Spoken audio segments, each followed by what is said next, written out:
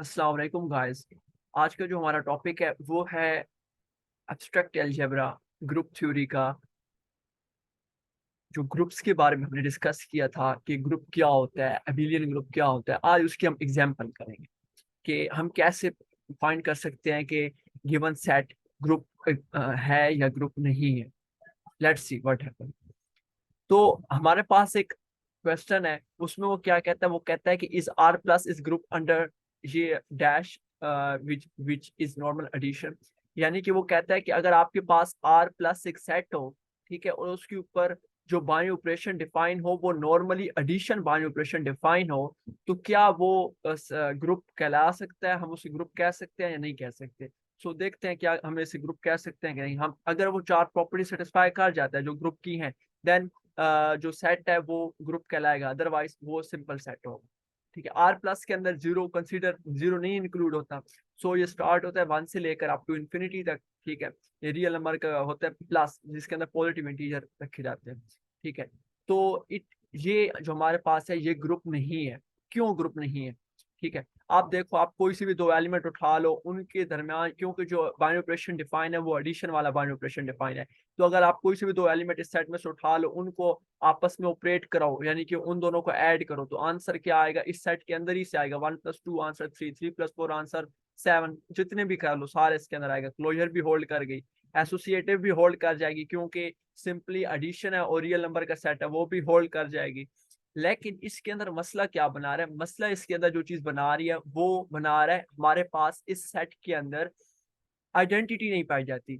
ये आप लोग अपने माइंड में हमेशा के लिए बैठा लें कि कभी भी जब आप बाइनरी ऑपरेशन एडिशन का ले रहे होंगे, ठीक है, सिंपल एडिशन का ले रहे होंगे जो नॉर्मल एडिशन होती है, ठीक है, उसके अंदर जो आपके पास आइडेंटिटी होगी वो आइडेंटिटी हमेशा जीरो होगी, और आइडेंटिटी हमेशा यूनिक होती है।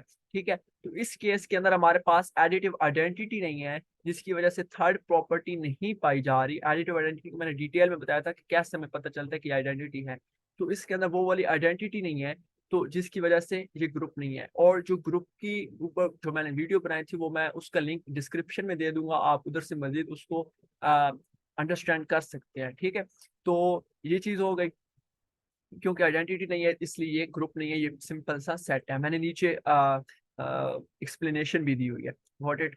अब हम चलते हैं एग्जाम्पल 2 के ऊपर। एग्जाम्पल 2 क्या है? हमारे पास हमने एक सेट ले लिया इंटीजर का, कोई सा भी हम सेट ले सकते हैं। मैंने 3Z का सेट ले लिया, जिसके अंदर 3 के सारे मल्टीपल होंगे। ठीक है, प्लस माइनस, ठीक है ना, 0+3 -3 ये सारे के सारे आएंगे। Z इंटीजर का सेट है, ठीक है, अप टू इन्फिनिटी तक जा रहा है, -∞ +∞ तक जा रहा है। तो इसके ऊपर जो मैंने बाइनरी ऑपरेशन डिफाइन करा है, बाइनरी ऑपरेशन कौन सा डिफाइन किया है? Simple addition binary operation define करा है, ठीक है ना, simple addition binary operation define करा है। अच्छा, इसके ऊपर आप लोगों ने थोड़ा सा फोकस नहीं करना, इस चीज के ऊपर अभी आप लोगों ने फोकस नहीं करना। ठीक है, मैंने simple addition binary operation define करा है।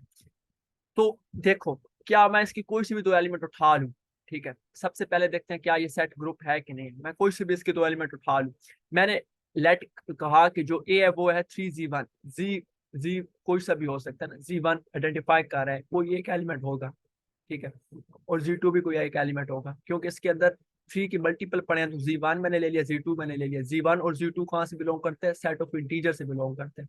ठीक है, मैंने ये दो एलिमेंट ले लिए। तो अब क्या है, क्योंकि मैं इसको जर्नल प्रूफ कर रहा हूँ, तो इस तरह जर्नल प्रूफ करने के लिए आप लोगों ने ऐसी चीजें लेनी पड़ती है। क्लोजर सबसे पहले प्रॉपर्टी, जब मैंने इनको ऐड किया 3Z1 + 3Z2, तो क्या मैं इसको 3 को कॉमन ले सकता हूँ? ये तो अलजेब्रिक प्रॉपर्टी, आप कॉमन ले सकते हैं। ठीक है, Z1 + Z2। अब देखो, कोई दो इंटीजर हो, ठीक है, जब आप उनको ऐड करेंगे तो आंसर भी तो कोई एक इंटीजर आएगा ना। ठीक है, वो इंटीजर क्या होगा? वो बिलोंग करता होगा, जी में से बिलोंग करता होगा। ठीक है, Z1 + Z2 को मैं कोई सा भी नाम दे सकता हूँ ना, क्योंकि जब ऐड करूंगा तो मैं कहता हूँ कि जो आंसर आएगा वो Z100 आएगा। ठीक है, आप Z100 की जगह पे आप कह दे Z90 आएगा, आप कह दे Z1000 आएगा। ठीक है, वैसे जर्नल मैंने नाम दे दिया। तो इनका जो आंसर है वो Z100 है। Z100 भी तो इंटीजर में से बिलोंग करेगा, क्योंकि ये इंटीजर है। जब दो इंटीजर को ऐड करो तो आंसर इंटीजर आता होता है। So that's 3Z100। और 3Z100 क्योंकि ये 3 का मल्टीपल है और Z100 है, तो वो लाजमी बात है इसके अंदर आएगा ना, इस सेट के अंदर ही आएगा, क्योंकि ये कोई होगा 3Z1 होगा, ये कोई 3Z2 होगा, ये कोई 3Z3 होगा। Z1 Z2 Z3 कोई से भी मैंने एक जर्नल आर्बिट्रेरी एलिमेंट ले लिया, ठीक है, वो इसी के अंदर इस सेट में से बिलोंग करेगा। तो इस वजह से ये वाली प्रॉपर्टी होल्ड करेगी कि ये क्लोजर है, क्योंकि इसका आंसर हमारे पास किसके अंदर आ रहा है? इस सेट के अंदर आ रहा है। ठीक है, अब चलते हैं दूसरी प्रॉपर्टी को। दूसरी प्रॉपर्टी क्या एसोसिएटिव है। एसोसिएटिव देखते हैं कैसे हमने प्रूव करनी है। एसोसिएटिव के लिए हमने ऐसे प्रूव करना पड़ता है, ठीक है। इस स्टार की जगह पे अब कौन सा साइन आएगा, एडिशन का साइन आएगा, क्योंकि हमने बाइनरी ऑपरेशन कौन सा डिफाइन कराया हुआ, एडिशन का बाइनरी ऑपरेशन डिफाइन कराया हुआ, ठीक है। मैंने वो वाला लगा लिया। मैंने इसमें से एक आर्बिटरी एलिमेंट ले लिया इस सेट में से, इस सेट में से मैंने एक आर्बिटरी एलिमेंट ले लिया 3z1, ठीक है। वो कोई सा एलिमेंट होगा इसमें से, 3z2 भी कोई सा एलिमेंट होगा, 3z3 भी कोई सा एलिमेंट होगा, ठीक है। तो मैंने 3 एलिमेंट ले लिए, उनको मैंने नाम दे दिया ए बी सी का, ठीक है। अब मैं पहले क्या कराता हूँ, ए को साइड पे रखता हूँ, इन दोनों को पहले ऑपरेट कराता हूँ, और दूसरी साइड से पहले इनको ऑपरेट करता हूँ, सी को साइड पे रखता हूँ, ठीक है। अब देखो इसको मैं ऐसे ऑपरेट करा सकता हूँ ना, इस तरह लिख सकता हूँ, इस तरह तो लिख सकता हूँ, आपको समझ आ रही होगी। इसमें से 3 मैं कॉमन ले सकता हूँ, ये तो अलजेब्रिक प्रॉपर्टी, इसमें से भी 3 कॉमन ले सकता हूँ, ठीक है। तो Z2 और Z3 कोई दो आर्बिटरी एलिमेंट है, तो इनका आंसर कोई भी हम लिख सकते हैं ना, कोई सा भी, ठीक है। Z2 लिख लें, मिसाल के तौर पर Z2 5 को रिप्रेजेंट कर रहा है, Z3 10 को रिप्रेजेंट कर रहा है, तो आंसर 15 आ रहा है, ठीक है। तो मैं इसको मैंने वैसे कोई जर्नल से इसको नाम दे दिया Z100 कह दिया, ठीक है। Z100 भी हमारे पास Z से बिलोंग करेगा, तो ये इंटीजर है, ये चीज वैलिड है, ठीक है। इसका जो आंसर आ रहा है Z1 प्लस Z2 का, ठीक है। इसकी जगह पे ना मैंने जस्ट आप लोगों की फॉर सिंप्लिसिटी, आप लोगों को समझाने के लिए मैंने इसका आंसर भी Z100 लिख दिया, ठीक है। क्योंकि इधर मिसाल के तौर पर Z1 में ले लूँ 5 और Z2 में ले लूँ 12, तो आंसर क्या आएगा, 17 आएगा, ठीक है। लेकिन जब इन दोनों को ऑपरेट करूंगा और इन दोनों को ऑपरेट करूंगा, फिर आंसर सेम हो जाएगा, ठीक है। जस्ट मैंने सिंप्लिसिटी के लिए फिर Z100 ले लिया, ठीक है। तो फिर जब आप इनको मजीद ऐड कराओगे, 3 कॉमा ले लिया, 3 कॉमा ले लिया, ठीक है। अलजेब्रिक प्रॉपर्टी लगा के इनको मैं ऐड करूँ, तो कोई सा भी एलिमेंट, कोई सा भी आंसर आएगा, Z1 प्लस Z100, मैं Z100 ले सकता हूँ, लेकिन मैंने फॉर सिंप्लिसिटी मैंने इसको कह दिया ये Z100 की इक्वल है और ये भी Z100 की इक्वल है। तो ये एसोसिएटिव प्रॉपर्टी भी होल्ड करके, और ये इतनी कोई कॉम्प्लिकेटेड चीज है, जस्ट फॉर सिंप्लिसिटी मैं इनका आंसर लिख रहा हूँ Z100 या Z90, आप कोई सा भी लिख सकते हैं, क्योंकि मैं जर्नल प्रूफ कर रहा हूँ, तो जर्नल प्रूफ करने के लिए ये चीजें ऐसी लिखी जाती होती हैं। और वैसे भी एसोसिएटिव प्रॉपर्टी होल्ड कर जाती है अगर आप सिंपल एडिशन ले रहे हो और इंटीजर का सेट ले रहे हो, ठीक है। 3z भी एक z जो इंटीजर का सेट है उसका एक सबसेट है, तो उसके ऊपर एडिशन वैसे भी नॉर्मली होल्ड कर जाती है, एसोसिएटिव होल्ड कर गई। अब हम चलते हैं तीसरी प्रॉपर्टी को ऊपर कि क्या ये आइडेंटिटी इसके अंदर है या नहीं है।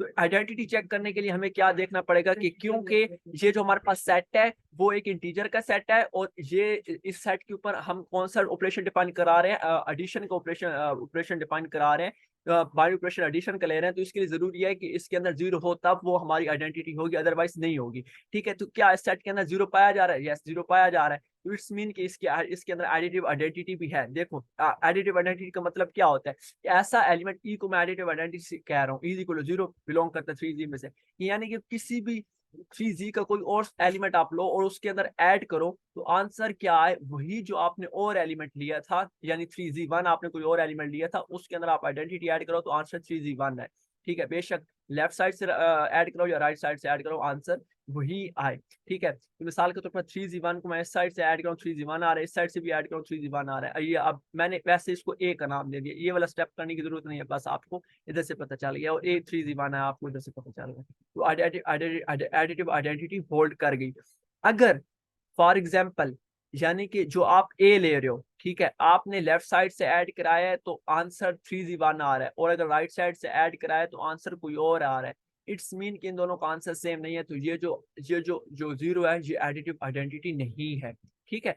तो आपको आई थिंक सो समझ आ गई होगी। अब हम चौथी प्रॉपर्टी पे जाते हैं, इनवर्स के ऊपर जाते हैं। क्या ये इनवर्स इसके अंदर एग्जिस्ट करता है। इनवर्स चेक करने के लिए जरूरी होता है कि जो आपके पास सेट है इसके अंदर जितने भी एलिमेंट्स पड़े हैं उनके हर एलिमेंट का इनवर्स मौजूद हो। हर एलिमेंट का इनवर्स का मतलब क्या है कि आप पीछे वाली मेरी वीडियो में देख सकते हो, मैंने डिटेल बताया ग्रुप वाली वीडियो के अंदर इनवर्स का क्या मतलब है, ठीक है। तो अब इनवर्स मैंने ले लिया ए, ठीक है। कोई एक आर्बिटरी, अगर एक आर्बिटरी एलिमेंट ले रहा हूँ, एक जनरल एलिमेंट ले रहा हूँ, अगर उसके लिए होल्ड करके, इट्स मीन के सब पूरे सेट के लिए होल्ड करके, क्योंकि आर्बिटरी ले रहा हूँ, आप जी की जगह पे कोई Z1 की जगह पे कोई भी एलिमेंट ले सकते हो। मैंने ए इज इक्वल 3z1 ले लिया जो बिलोंग करता है 3z में से बिलोंग करता है, ठीक है। मैंने कहा कि इसका इनवर्स क्या होगा, -3z1 होगा। लाजमी बात है -3z1 ही होगा। क्यों -3z1 ही होगा, क्योंकि जब मैं 3z1 प्लस -3z1 को ऐड करूंगा तो आंसर मेरे पास अगर आइडेंटिटी आए तो मैं कहूंगा कि 3z1 का जो इनवर्स है वो क्या है, -3z1 है, ठीक है, और वो वाला जो इनवर्स हो वो सेट से भी बिलोंग करता हो, देन मैं कहूंगा कि इसके अंदर इनवर्स वाली प्रॉपर्टी भी होल्ड कर गई।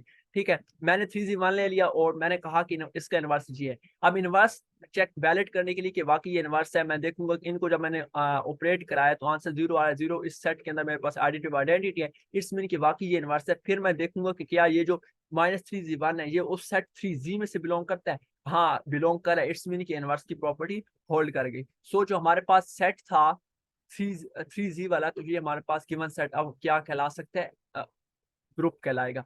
अब एबिलियन चेक करने के लिए आपने सिंपल क्या करना है, कोमोटेटिव प्रॉपर्टी होल्ड कर देनी है। कोई दो एलिमेंट ले लो, ठीक है, मिसाल के तौर पर मैं 0+3 लेता हूँ, इनको इस तरह ऐड करा लूँ या 3+0 ऐड करा, इन दोनों का आंसर सेम आए तो that is called abelian group, और ये एबिलियन ग्रुप भी है।